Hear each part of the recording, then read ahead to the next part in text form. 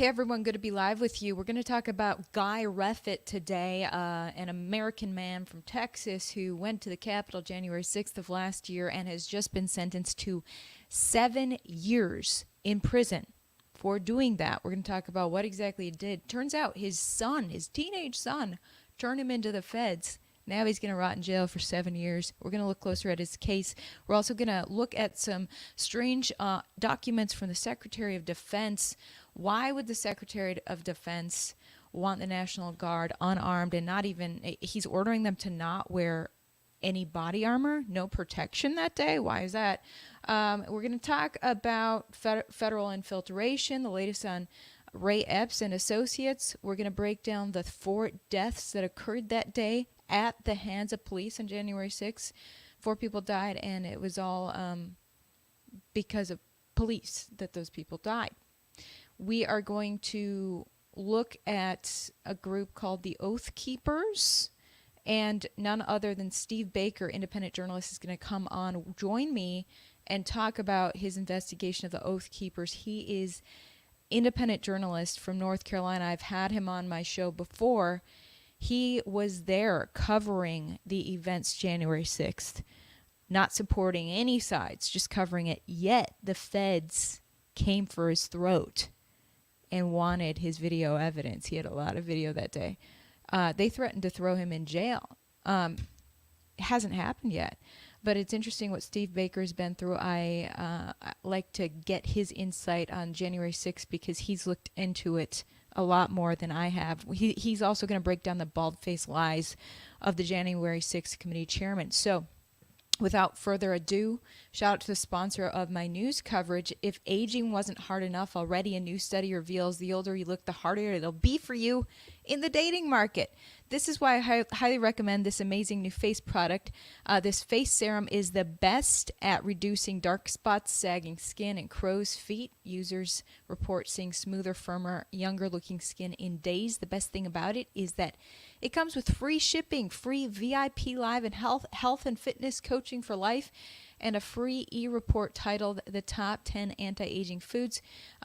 Get it today. It is Ageless Glow. I use this morning and night. You can get it today for 38% off at my link down in the description, glowwithivory.com, plus free shipping, 60-day money-back guarantee. Okay, now back to January 6th. What is really going on?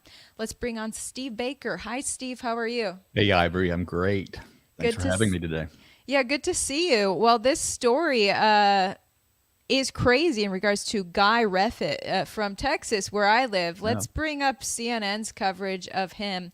He voiced a threat to Nancy Pelosi, and he also had a gun. Now, we all talk about how, the people of January 6th were unarmed. Well, apparently Guy was actually armed. Mm-hmm. Yeah. But thing is, like, police weren't arresting anyone that day or searching them for guns, so it's hard to tell who was really armed.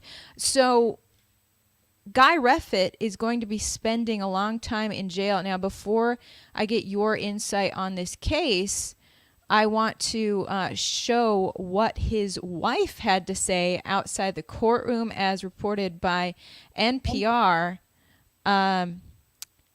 Here she is. I assume everyone has heard the guy sentenced to 7.5 years incarceration.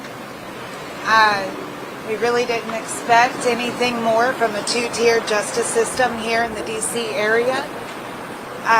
There's not going to be a 1/6er that will not be persecuted for their political ideology. We are patriots. Guy was a patriot that day. He's a man of integrity. And he went that day because the United States is the last great stand we have. And if we allow our country to keep being driven into the ground by the corrupt, evil politicians here in this city, then one day at your kitchen table, FBI is going to come in and tell you that you stood up at the school board meeting and you are now a domestic terrorist. All I can say is that y'all can all go to hell and I'm going back to Texas. Amen. I assume everyone has heard the guy. Wow. I didn't expect that. Yeah, so obviously she's very upset. Now her son, who ratted out his dad, is not upset about this. we have the image of the father and son. You actually sent me this picture of father and son at the kids' graduation. Mm-hmm. I'm gonna bring that up here. It's on my community tab on my YouTube, guys. So, what's your take on this case? What did Guy Reffit do that warrants 7 years in prison? Well, you know that from the beginning of this whole mess that I have been one that has maybe, well, I want to say that I am approaching all of these cases as objectively as possible. I was not that in DC that day as a Trump supporter myself, and I have gone away from that event with just this immense amount of information that I captured that day on video. I've written hundreds of stories about this already. I have been involved deeply in several investigations of specific cases, and as well as some of the suspicious characters and unindicted co-conspirators that day. And so I don't always come to the same conclusion that you might expect from anybody from whatever political bubble you're getting your information from. So Reffit's case caught my attention because it was an outlier to a certain extent, particularly an outlier for a lot of the people that we would say, let's say, more on our side, that views the world the way we do. And I can't say that he was on my radar until his conviction, which of course was this past March, and then the sentencing was yesterday. But as I dove into it, he's like so many of the others that were drawn into something where he made bad decisions. And from his perspective, he considers himself a patriot. His wife obviously considers himself a patriot. Unfortunately, his son does not, and we can talk about that at some length if you want to. But Reffit's case is interesting because he is actually one of those guys who came prepared for violence, and we have to be honest about that. He was not only wearing the tactical gear, the protective gear, that sort of thing, but he is in fact one of those guys who came bearing a sidearm. He actually showed up in DC with 2 different weapons. He apparently had an AR-15 that he left in his car. He claims that he had that one broken down, disassembled, so as to comport with DC firearms laws. But in the testimony in court, in fact, well, to take a step back, in the original indictment, he was only originally charged with just 2 charges, 1 misdemeanor, 1 felony. And the superseding indictments that came out later ultimately escalated that to 5 different charges, and 1 of those, or 2 of those, actually encompassed his illegally bringing a firearm, because he was there with another man. The other man did in fact testify that both of them were carrying sidearms that day on the Capitol, loaded. Yeah, this is Guy here on screen. This is Daily Mail publishing all these family photos, but this one is of Guy with his helmet. Yeah, he's got a helmet. He's got a camera on his helmet documenting everything, and apparently armor and a gun. Yeah, he did do all of those things. He also had zip ties, and his stated purpose for having the zip ties, at least in the conversations with the partner that he was there with, was that they needed those zip ties in case they needed to detain somebody. And I don't know under what legal authority that they had decided they were justified to do so. As it turned out, and this is where kind of the dividing line is between some of the more extreme right, who just literally see everybody that was there that day as a quote unquote patriot, or whatever you want to call them. But from my earliest reporting, I've always said that, especially after I did hours and hours of frame by frame analysis of my own video, I saw a representation of everybody, and now we know that that's true. We know beyond any shadow of a doubt that there were BLM activists in that crowd. We know that there were Antifa activists in that crowd. We know that there were militia, radical, active militia engaging with police violently. We know that happened beyond any shadow of a doubt. We know that there are many other unindicted people who have been identified, who have had full high definition facial recognition, and they're not being charged or arrested or even sought. We know that there are characters that were ended up on the FBI's most wanted list, and then they've suddenly disappeared from that list.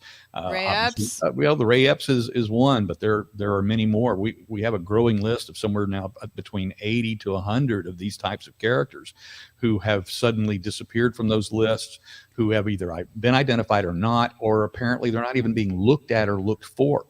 So there's a tremendous amount of questions, and as I said, there's a fair representation of all types that were in this crowd. This particular guy, Reffit, he and I made a few notes here so I wouldn't forget certain things. But for instance, he did in fact claim to be a part of a 3 percenter type militia group called the Texas Freedom Force, or the Texas 3 Percenters. Yes, CNN says he was a recruiter for the militia. Well, it's one thing to say that you were a recruiter, and it's another thing to say that, hey, guys, come join us. So I don't know to what extent that he was either an organizer or whatever. But yes, in his activities, he had been actively calling for people to join with him in whatever organization that he was a part of.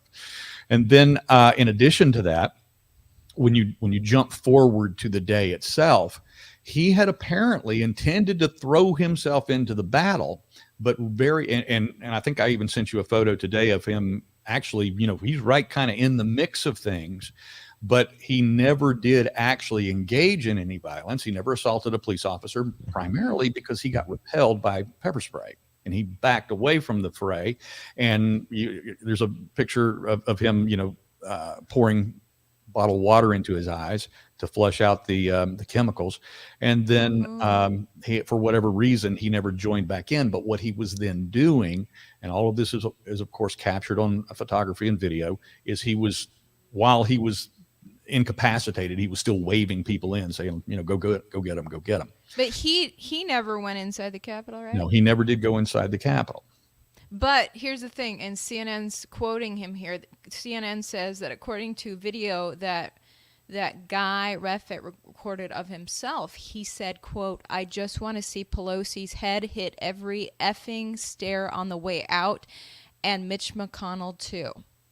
Yeah, and this is an interesting thing, because making that statement itself is not illegal. It was free speech. Yes. Well, but he didn't call for violence. He just said he wanted to see it.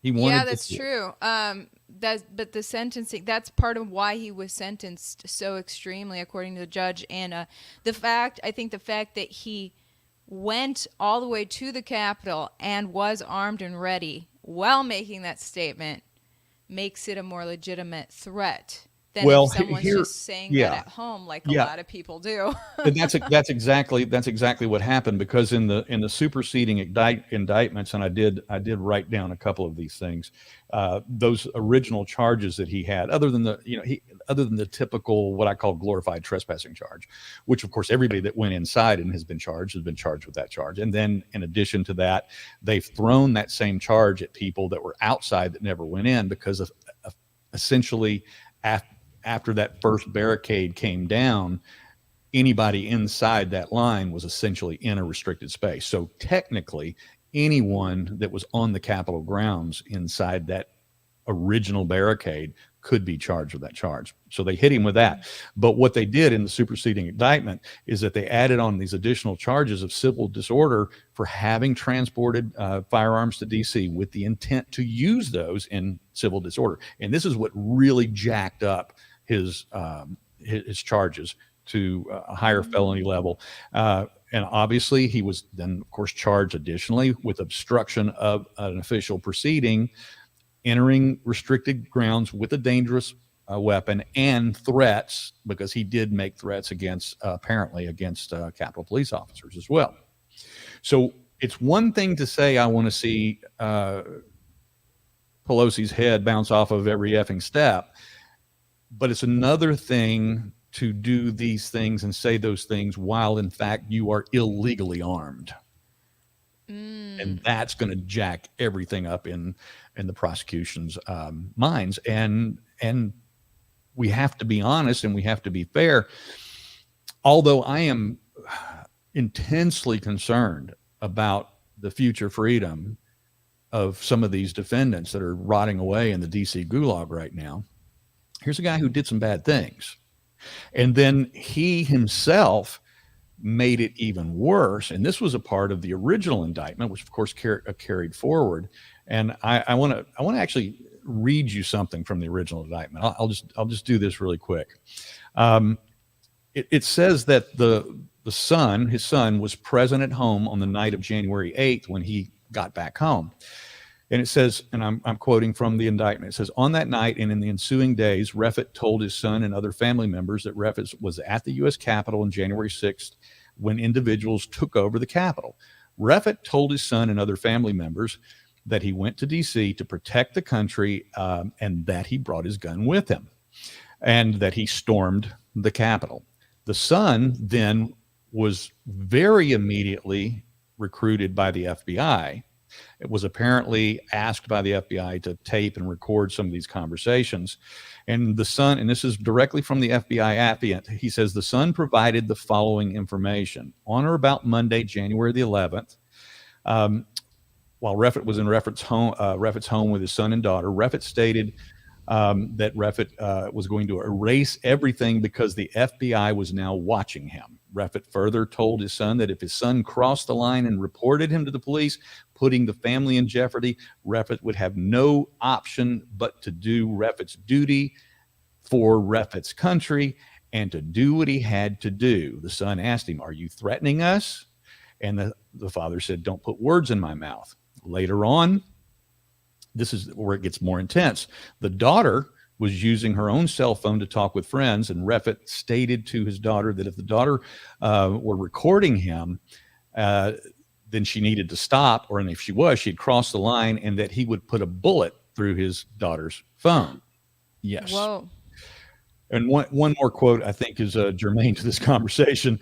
Son and daughter stated to his wife that during an argument at the house earlier that day, when the spouse was not at home, Reffit stated to son and daughters something to the effect of, "If you turn me in, you're a traitor, and you know what happens to traitors. Traitors get shot." Wow. And that's the family's testimony against their own father. So while the daughter and the mother, obviously, because you played her words just a moment ago, stand by their father, the daughter has refused essentially since those early days to cooperate with the authorities. Obviously, the wife is standing by her man, but the son, obviously, he and his son did not have a good relationship prior to this event. And then his son went on to say that his father had become radicalized in the months leading up to January 6th with this particular 3%er militia that he was a part of, and that he was not proud of his father, obviously. And the son does say that he's not happy about it, but the son in court actually asked the court to sentence his father to the maximum sentence of 15 years. Wow. Yeah. Yeah, that's right. Prosecutors wanted 15 years for actual terrorism. Mm-hmm. They wanted to charge him with they wanted to charge him with terrorism, and get that sentence. That didn't happen. That's wild. That's a hefty charge. So I wanted to go on to some documents that you sent me before the show today regarding the deployment rules for the DC National Guard. Yeah. The memo from the Secretary of Defense to the Secretary of the Army was very strange to me. And I posted this for my audience. You guys can go to my community tab to look at this yourselves. But the rules, what caught my eye is that, here it is. These rules for not even arming the National Guard, they couldn't even wear body armor. So the National Guard, basically they approved about 125 National Guard troops to be traffic cops. But why would you specifically tell an officer or a soldier, do not wear body armor? Make yourself defenseless while handling this crowd. Yeah, this particular document I've had for quite some time, and I've run this document by some people that are in the know, that understand how these things work. It's a fairly template deployment of more passive troops to just assist what's going on in kind of crowd control. They're almost like, this is a tough way to put it, but they were basically commissioned to be traffic cops and tour guides that day. So they could stand on the corner, and if somebody asked them which way is the Capitol, they could point that direction. They literally had no more authority than that. But of course, then they were also in this document and others, that there was the potential to ramp that up and to call in a more quick reaction force if necessary to respond, which, as we know, did not happen. The primary thing that this is just part of a stack of documents that are coming forth and that we're seeing now, and I don't know that anybody has completely yet put all the pieces together, myself included, but dang it, I've been trying to, and that is this. We keep hearing all the conflicting information from the January 6th Select Committee, and we hear the conflicting information from former Trump staff and cabinet officials, both saying that he did authorize 20,000 National Guard troops that day. We have others that say that request never did, in fact, go through. But we're seeing more and more documents that we know, so that we now know beyond dispute that the discussion of National Guard troops was happening all the way back to December 31st. In fact, the mayor of DC, Mayor Browser, she in fact approved that to happen that day. And then there was just this convoluted progression of events between conversations, between meetings, between the Capitol Police Chief, the sergeants at arms of both the House and the Senate, the Department of Defense officials, about how and if and when that they would deploy the Guard, to what extent, how many troops. There was literal discussions from, for instance, the Sergeant at Arms Irving for the House, who said that they didn't like the optics of having that many troops on site at the time. And in fact, now this is pretty interesting. This is a reminder to everyone, or you may have never heard this before. When Trump actually sent Guard reinforcements to secure federal buildings under attack in Portland, Pelosi herself condemned the extra law enforcement as stormtroopers. And then in the days after the riots that happened in D.C., the George Floyd, post-George Floyd death riots, Pelosi called the sight of uniformed troops protecting the Lincoln Memorial as stunning and scary. So it falls right into line that when the Sergeant at Arms Irving, who answers to Nancy Pelosi, said that we don't like the idea of the optics of these troops there, it tells me that discussion had taken place and that she said, no, we don't need that, or we don't want that. Additionally, in other documents, we have from Mayor Browser, her telling the authorities, the Department of Defense, as well as Capitol Security, that they were fine with what they had, that DC Metro Police, Capitol Police, Park Police could handle whatever was thrown at them that day. But this is the really, really interesting part, is that if you heard from testimony in the January 6th committee, Michael Byrd, no less, the officer who actually shot Ashley Babbitt, he testified that the Capitol Police were only at 1/3 deployment force that day, which makes no sense considering that there were hundreds of thousands of people known to be coming into DC that day. Some other officials said that they were at half force.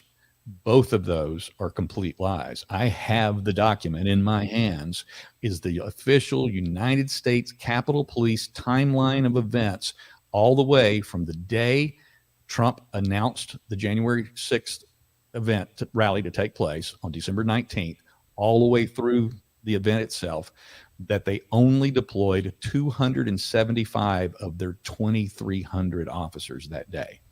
And that makes no sense whatsoever. And in my earliest reporting of this, one of the first things that I noticed in my own video was the extreme lack of police presence from the rally site all the way to the Capitol. And I guess the theory here is that they wanted something to pop off. They wanted these protesters to do something inappropriate. Yeah, this is not a theory of mine. This is something that I believe to be almost irrefutable, if that this was in fact a honey trap, so to speak, is what it was. It was set up in that way.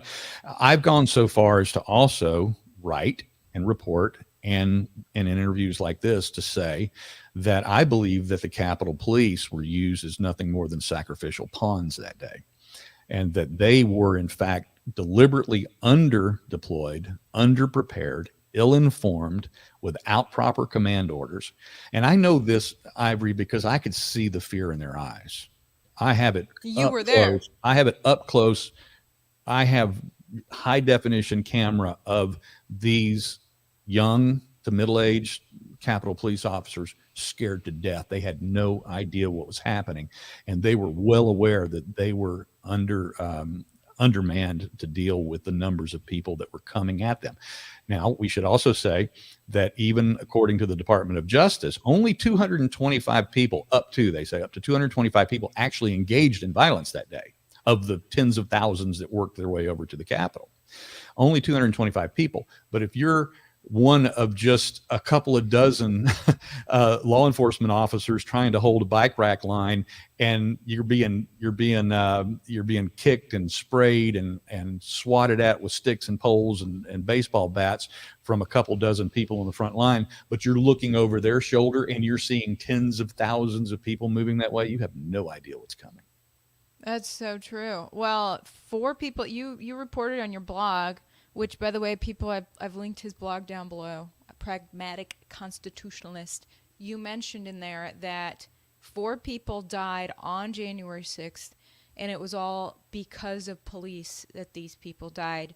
So the reporting on who died because of January 6th is all over the place. I think the New York Times says it's like 9 people who died, but they're including officers who committed suicide months later and things like that. So take me through these 4 people. Well, obviously the most well-known death was Ashley Babbitt, who was shot by Officer Michael Byrd. And so we don't really need to probably go into that. I'm sure you've probably covered that story intensely over the last few months. But so we know about that one. We also know about the death of Roseanne Boylan, who was in the tunnel, the West Tunnel melee that was taking place later that afternoon. And we've seen video of her being hit by police after she was unconscious. We don't know why she went unconscious. Originally, it was reported by the medical examiner there in D.C. that she suffered an amphetamine overdose, which turns out to be an absolute lie, because she had a legal prescription for her ADHD, and so she had normal amounts of that. She'd been on that drug for 20 years. She was not in an overdose situation at all. More than likely, she was caught in the crush. Yeah, that's a great scene there. She got caught in the crush of this event, and she suffered some sort of asphyxiation from that crush. And then, so is this her on the ground there? I don't think that's her. She was up more. Of course, you can't see my finger, what I'm pointing at. But yeah, she was up more. You see the guy standing up on the wall? Yeah. Now, this is an interesting character because this is another unindicted person who we have very high definition visuals of this guy's face. Is he wearing that red 45 beanie? Yes, we talked about this. He's wearing the red 45 beanie that I've written a very extensive investigative story about that. And definitely for anybody that's wanting to follow up on some of these investigations I've been doing, they can go to the pragmaticconstitutionalist.locals.com. Go to my locals page, because that's where everything is. And they can search, for any of these articles that they want to learn more about. But she was up near that area, right by where he has his hand on that part of the arch. She was just below that area, and so when she went down, she was struck there is debate about how many times she was struck. There's debate. There are fact checkers in the mainstream media who were saying that different people edited videos together and that they made it look like it was worse than it was. But the bottom line is there's clearly some of that was taking place. So we can't say that she was beat to death, but we can say that her death was eventually was certainly affected and contributed to by the actions of law enforcement that day, because one of the things that was happening is they were preventing her from getting aid when she first went down. And then of course that's the story of the guy that went up there with the crutches and got between the police and the crowd and literally, held up the crutches like, Moses holding up a staff and saying stop and stop, and that gave people time to start working on her, doing CPR, and then eventually, while he had the crowd calm, because this one gentleman calmed, his name's Luke Coffey, and he calmed the crowd down, and he's facing indictment as well. He calmed the crowd down. He acted in a way to de-escalate the violence so that she could be saved, or an effort was made to save her. And then finally the police were then able to come out while he had the crowd calmed down, and then they were able to move her inside the tunnel where she was able to get more extensive care, as well as having her heart worked on, and so it was a tragic situation, and we can't say exactly 100% that the police did it, but they were certainly contributing to not only whatever violence took her down, but also then in stopping her in the early stages of this particular situation from getting the help she needed. So whether she could have been saved or not, that's all speculation. We don't know.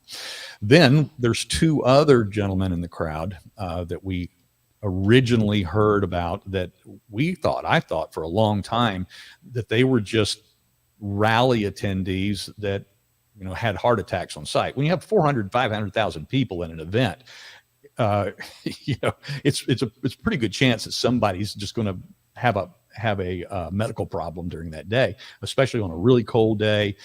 Middle-aged people, overweight Americans walking, several miles around the Capitol that day, and under that stress, without even being involved in any violence of any kind, you could have those situations. But in this particular case, or in those two particular cases, it's apparent, or at least seems to be, that both of these individuals had been either struck directly by one of these flashbangs or incendiary grenades, or they had gone off just beside them.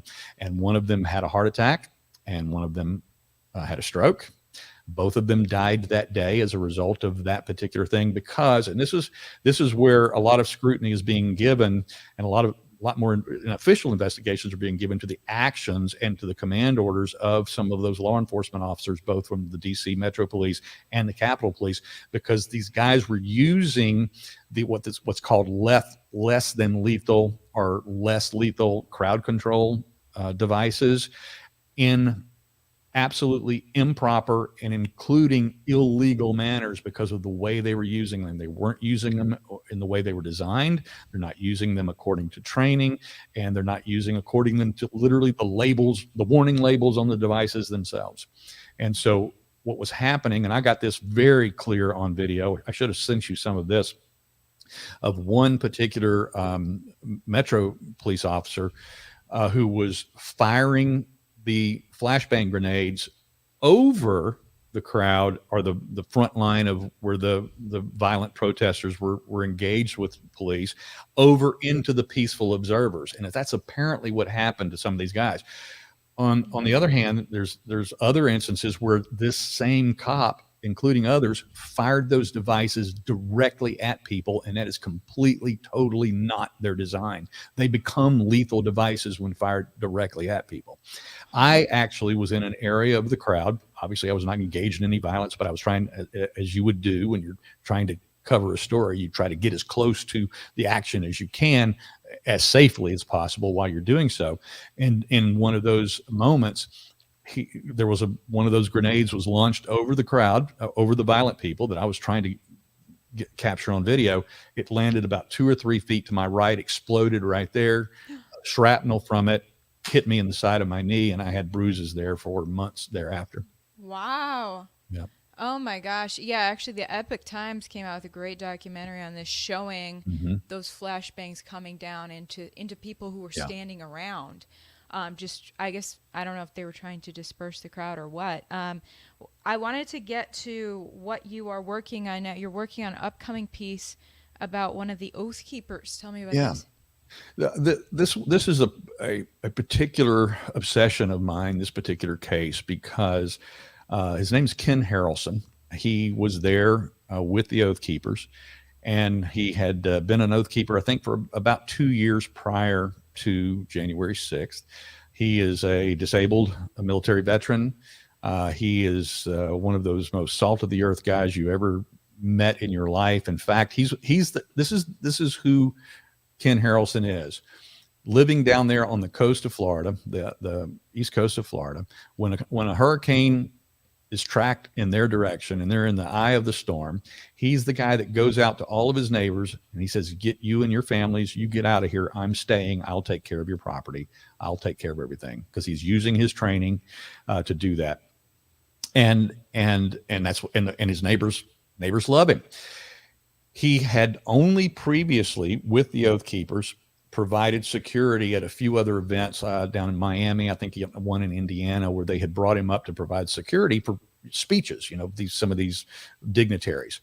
And that's all he had ever done. And you may or may not be aware of this, but at a lot of these Trump rallies, and then also rallies of Trump supporters, and particularly during the campaign season, local law enforcement, if you were in a blue state, a blue city, would not adequately provide protection. And that's why they would bring in additional security from and ask the Oath Keepers to help them with that. Because all the Oath Keepers it's a group of, former military, former law enforcement of all types. And these are guys trained in this capacity.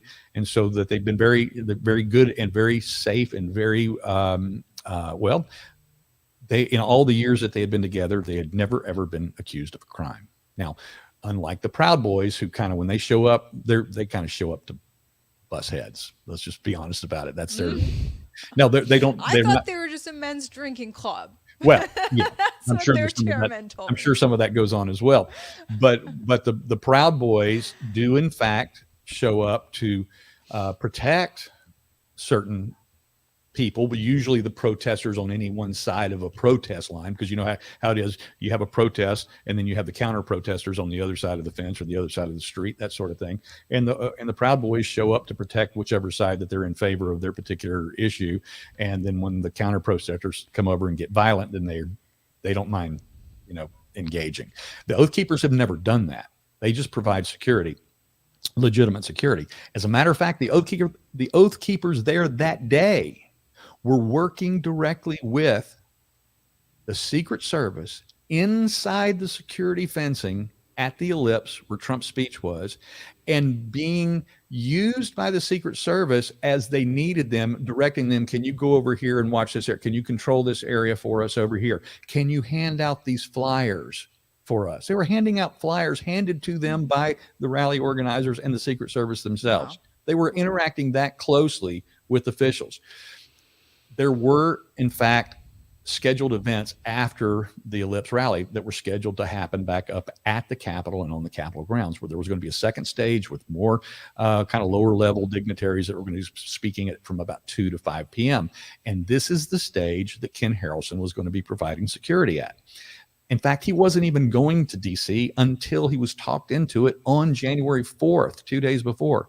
He had no intention of even going, but one of the, I think it was actually from a North Carolina chapter here where I am of the Oath Keepers, called him and said, "Hey, we need your particular expertise to help us with security on the ancillary side stage," essentially is what it was. And so he said, "Well, I really don't have the time. I can't even afford it. I can't afford to get up there on my own and hotel rooms." And I said, we'll take care of it. You can hitch a ride with one of our other guys, and we'll cover your room. So he's like, "Okay, I'll be up there." He wasn't involved in any insurrection. He wasn't involved in any planning to invade or occupy the Capitol or to capture Nancy Pelosi or to, assassinate the vice president. He just was talked into going up and helping for security on a side stage and just being in the wrong place at the wrong time.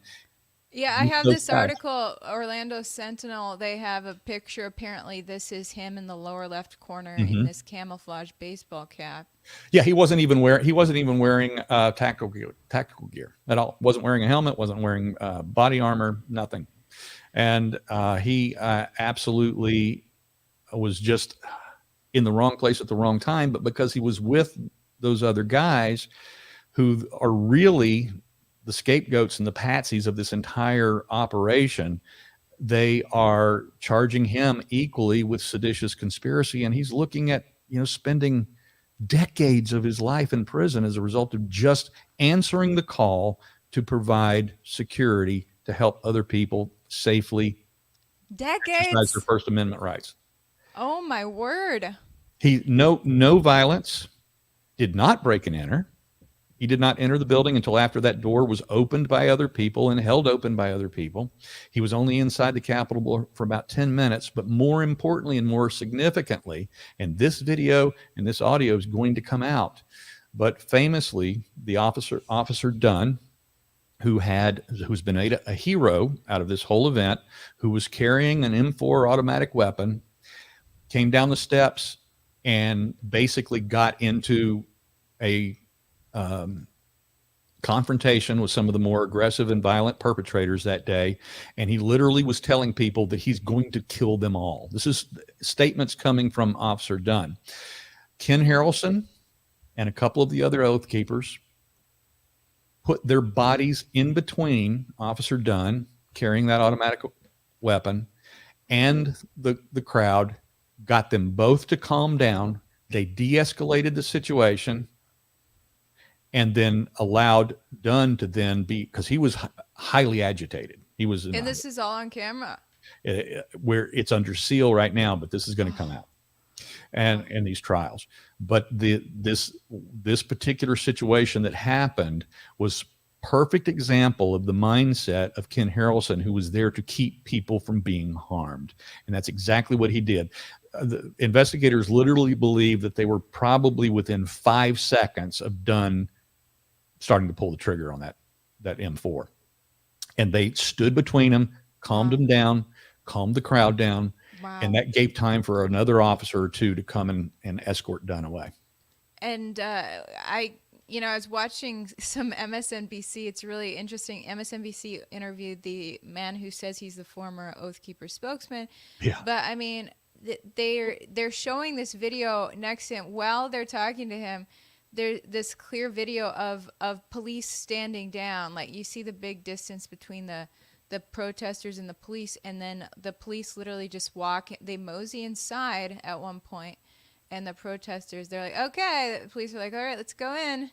And the protesters follow them in. It's almost like police are saying, come on in. But on that edge of the Capitol, at least, it definitely wasn't protesters and police like pushing and facing off against each other. I know it was that way on a different side of the this video that you showed here is on the east side, and then the original first area of violence was on the west side where I was. Yeah. More significantly, though, Ivory, is on this side right here on the east side. I don't know if you've seen this video or not. It's stunning. An actual uniformed U.S. Capitol police officer going out to the Oath Keepers, asking them for help. This is all clear, high definition video. We need your help. We have, I think it was 16 officers that are trapped by the crowd, and we need your help in getting them out. Oh, this is all on camera. Wow. The audio is perfect. The Oath Keeper said, yes, we'll take it. So this Capitol police officer led them up through the steps and got everybody to move aside. These Oath Keepers went in and then led out 16 Capitol police officers in tactical gear. These guys in tactical gear, fully armed, feared for their life. The Oath Keepers went in and got them. And then as they came out, were shouting to the crowd, please move aside. Please move aside. We're oath keepers. We're oath keepers. We're helping these guys out. And as the oath keepers are leading them out of the Capitol, people are giving high fives and hugging the police officers and saying, it's okay. We're on your side. You know, all that kind of God and country stuff.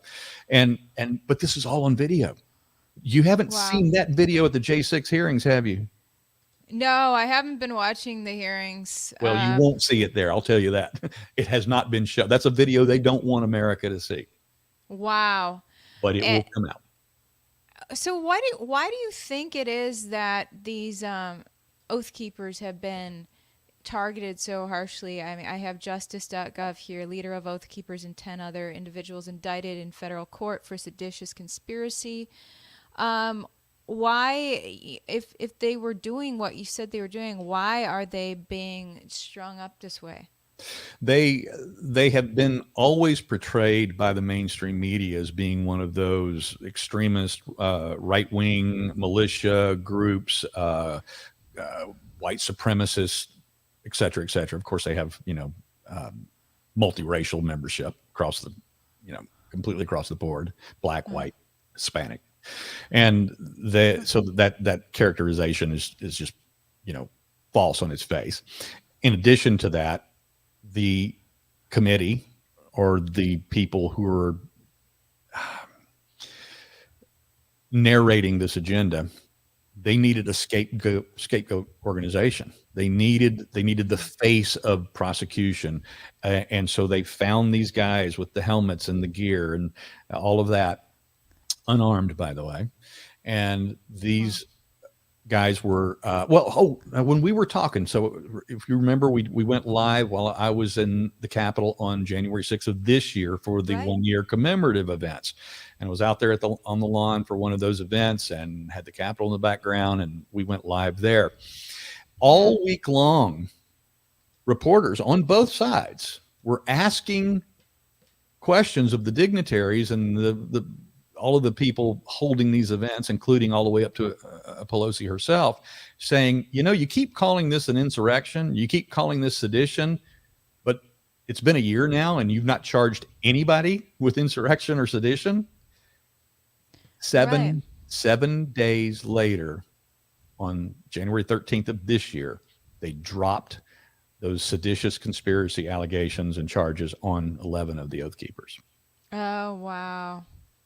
So they had to answer the questions like, oh yeah, we haven't charged anybody with what we keep calling this thing, and here it came. And wow.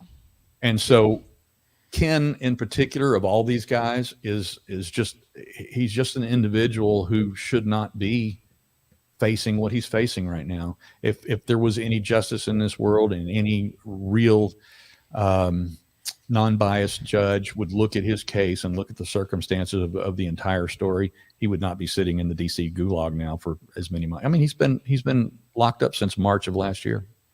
It's incredible when you start to look at how many injustices are occurring at the hands of our federal government. Yeah. And I've been trying to highlight some of that on my YouTube. So before we wrap this up, I want to highlight what they tried to do to you, Steve. Since my headline mentions that a little bit, you went there to cover it. You have your own blog. You went there to cover it, being neither, a Trumpster nor a Biden guy. And then what happened with the feds?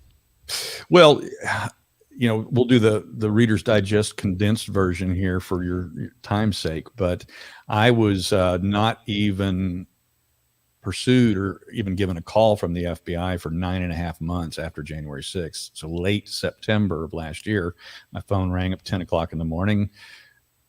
Guy introduced himself. This is Officer Special Agent Doss with the FBI. I was just wondering if you had a minute to talk. And I said, first words out of my mouth were, "What took you so long?"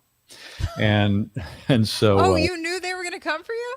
Well, I knew that I should be on at least the list of somebody they would like to get information from, as being such a close-up eyewitness observer, not to mention the hours of video that I had. Because you went inside the Capitol, right? Yeah, I did. Mm-hmm.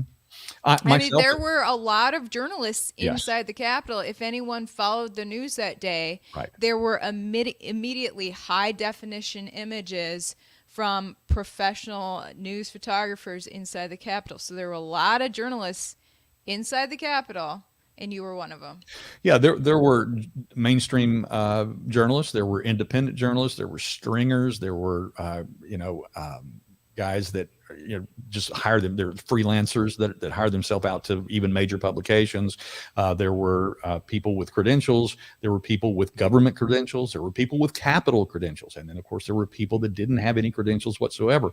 And the hodgepodge and selective prosecution of that wide array has been, something to watch and observe in and of itself. We could do a story about that on its own sometime. But the bottom line is that there were a lot of independents there that were there for no other purpose than to cover the rally. Who, like myself, this rally ended up being something that we didn't know was going to happen or that we didn't expect. But you have to follow the story where the story goes, and that's what I did that day. And so after 9.5 months, I didn't think that I thought maybe they weren't going to worry about me, but they did. They called and asked me if I would do a voluntary meeting there with them. And I said, yeah, just as soon as it works out in my schedule and I can have my attorney with me. And they're like, oh yeah, we can make that happen. So they did. So from that moment forward, I never spoke to them again. I turned it over to my attorney, and we had a voluntary meeting. The first meetup that we had scheduled. When we arrived at the FBI headquarters here in North Carolina, they actually said, we have a problem. We can't do the interview today. And we were like, well, what's going on here? Turns out there's a federal law. It's actually in the U.S. Code that the FBI cannot interview a journalist or a member of the press without express written permission from the U.S. Attorney General of the United States.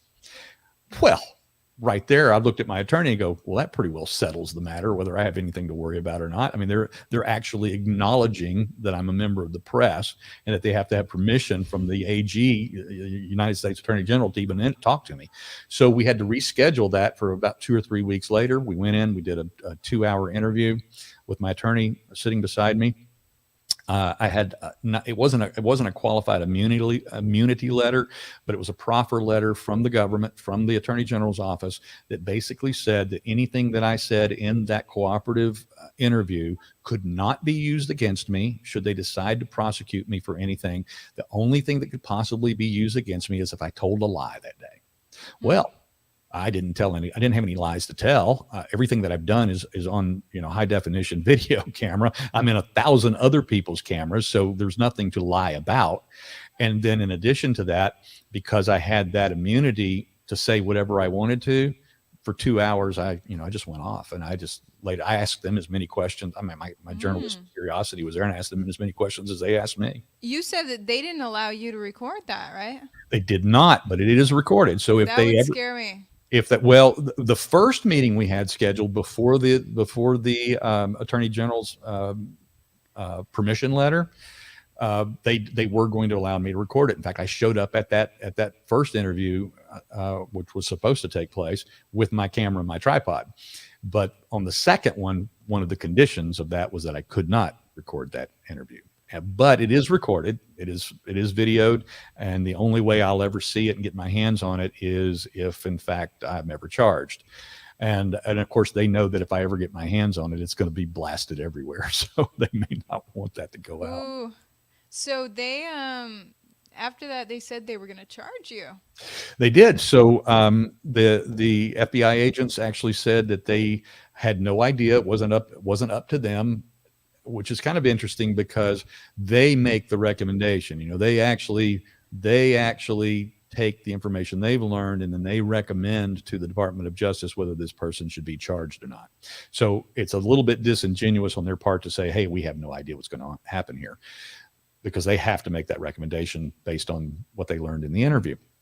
So it was the week before Thanksgiving of last year, and you'll recall you put her name right up on the screen. We received an email. My attorney received an email from the assistant U.S. attorney, and she said that they were going to charge me with two charges. One was the typical, oh no, they weren't even charging me with the trespassing charge. I forgot about that. I am the only person in the entire January 6th story who has been threatened with interstate racketeering as a charge. I remember when I interviewed, I was like, interstate racketeering. For anyone who wants to look further at Steve's story, I linked my original interview with Steve Baker down in my description, where we actually bring up the letter from the DOJ and put them all on blast. She'll love that again. I was like, well, I have to show this correspondence from the DOJ to prove that you indeed were targeted by the FBI. And you're not just saying this, but in doing that, I don't know if that contributed to them backing down, because you never did get charged, and you thought you were going to be charged like a week later. Yeah, well, they told me that I would be charged, and this is a quote, it's in the letter that you showed, within the week, that I would receive the official charges within the week.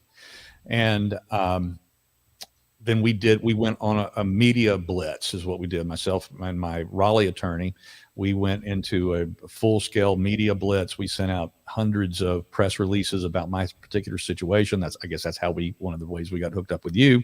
I think it was one of your fans forwarded that to you, and it went from there. And so in addition to that, I was on dozens of other shows, podcasts, magazine, newspaper, radio interviews, all kinds of things like that. So you certainly were one of the very first ones, and you're certainly the only one that called out by name the actual AUSA handling. Oh yeah, I showed her. I showed her signature at the bottom. Yeah, this is the lady who's targeting Steve. Right. Which you didn't want me to do, but I was like, well, I've got to verify and prove to my viewers that I'm not making up stories. But who knows if that helped them back down. And I think your story is a perfect example of what I always think. Throughout my career, which has been over 10 years now as a full-time journalist, I have talked to countless people who've been unjustly persecuted or pursued, and they don't want to tell their stories oftentimes for fear of retribution. Yeah. And I always tell them that if you come forward with the truth, it's going to scare these people who are coming at you. It's going to scare them away if you shed light on what's really happening. And I think your story is a perfect example of that, is that you were, as far as I can tell, being unjustly pursued by the FBI, and you put it all on blast and said, hey, this was me doing journalism, and you're targeting a journalist, and they never charged you. So for all the viewers out there, if you ever get unjustly pursued, make it as public as possible. People who are doing unjust things don't want what they're doing to get light shed on it. That's exactly it. You don't want to do violence against those who are illegally prosecuting you or persecuting you. You don't want to do that, but you want to use the gift that we've been given of free speech and that protection that we have. And that's exactly what we did. We said, well, no, we're not going to take this lying down. We're going to get in front of it. And we're going to, and they also understood, and this is part of it, what we believe, because we can only conjecture, because after we had some subsequent communications back from the Department of Justice saying that they were not happy. They informed us they were not happy with my press offensive. I showed that email too. Yes. I was like, I can't believe this. Yeah. So after they expressed that, they went away.